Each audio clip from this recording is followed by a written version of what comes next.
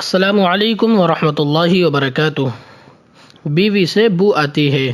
جذبات قابو سے باہر تھے اور اپنے نفس کی خواہش پر میں سر جھکا کر چل رہا تھا۔ میرے اندر کا شیطان اور بہیڑیا جسم کی مہکتی خوشبو کا طلبگار تھا۔ کسی کنواری کے جسم سے میں اپنے جسم کی پیاس بجھانے کے لیے تڑپ رہا تھا۔ گھر پر بیٹھی میرے نکاح میں پابند ایک عورت میری منتظر تھی، لیکن مجھے اس کے جسم سے نفرت سی تھی۔ میں راستے میں کسی جسم کی خاطر در بدر بھٹک رہا تھا اور میرے پاس میرے آج کے دن سے حاصل ہونے والی وہ رقم موجود تھی جس سے میرے گھر کا کچن اور دال روٹی چل رہی تھی۔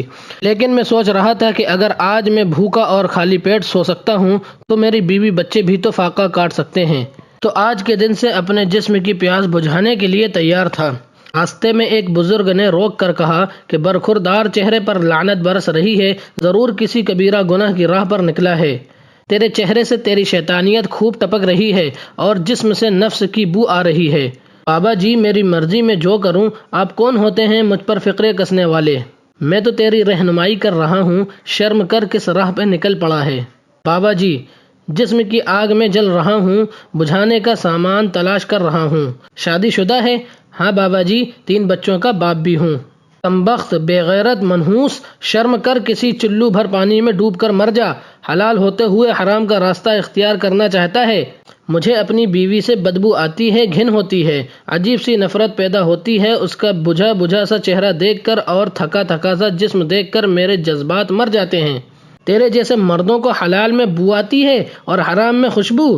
جو گھر کی عورت چولہے کی تیش میں تیرے اور بچوں کے خاطر جل رہی ہے، جس کا حسن غربت کے کیچڑ میں ڈھل رہا ہے، جس کے ہاتھ کی لکیریں برتن اور کپڑے دھو دھو کر گھس رہی ہیں، جس کی مسکراہٹ اور ہنسی مفلسی اور تیری خدمت اور غلامی کرتے کرتے بجھ رہی ہے، جس کا حسن تیرے گھر کی حفاظت کرتے کرتے تھکن سے چکنا چور ہو رہا ہے، جس کی ادا نظر اندازی کی تیش سے دم توڑ رہی ہے، جس کا چہرہ چولہے کی آگ میں جھلس رہا ہے، جس کی آنکھیں تیرے خواب بنتے بنتے اور سب کچھ بہتر ہو جائے گا ایک دن، اس دن کا انتظار کرتے کرتے اس کی آنکھوں کی بینائی مدھم پڑ رہی ہے، ایسی عورت سے بو آتی ہے؟ کبھی بدکاری کے الزام، کبھی طعنے، کبھی زبانداری کے فقرے، اپنا گھر بار، والدین، بہن بھائی، دوست احباب، رشتے ناتے، اپنا بچپن، اپنا محلہ، اپنا شہر، سب کچھ چھوڑ چھاڑ کر تیرے نکاح میں خود کو تیرے تابع کیا ہے، اپنے سارے خواب توڑ کر تیرے خوابوں کو اپنا خواب تسلیم کیا ہے، تیری اولاد کو 9 مہینے تک اپنے پیٹ میں رکھ کر اپنا لہو پلا پلا کر وہ خود ڈھانچہ بنی رہی،